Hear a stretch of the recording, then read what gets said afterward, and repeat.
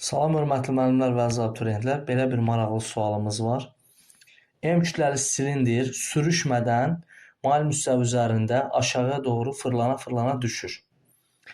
Bu cismin həmin silindirin mayl müstəvinin ən aşağı nöqtəsinin sürəti nəyə bərabərdir? Enerji saxlama qanunundan istifadə edəcəyin. Təpə nöqtədə bilirik ki, tam enerji, potensial enerji maksimal qiymətinə bərabərdir. Aşağı nöqtədə isə potensial enerji sıfırdır. Tam enerji kinetik enerjiyə bərabərdir. Onda yazaq. Enerjinin saxlama qanununa görə yaza bilərik. MGH bərabərdir.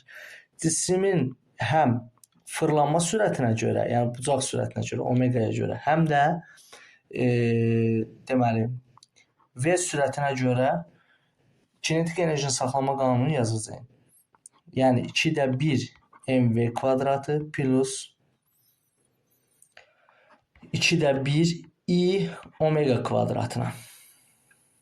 Hər tərəf deməli MGH bərabərdir 2-də 1 mv kvadratı plus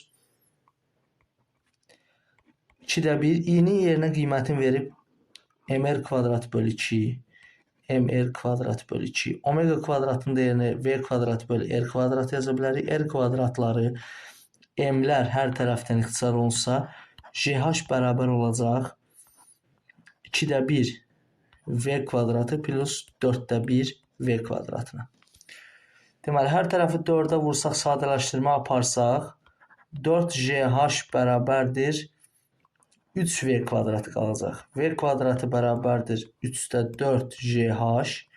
J'nin və H-ın qiymətlərini yerinə yazsaq 4 vur 10 vurulsun 1 onda 2 bölünsün 3. O da bərabərdir 16. Deməli, V bərabərdir 4 metr böl saniyə olacaq.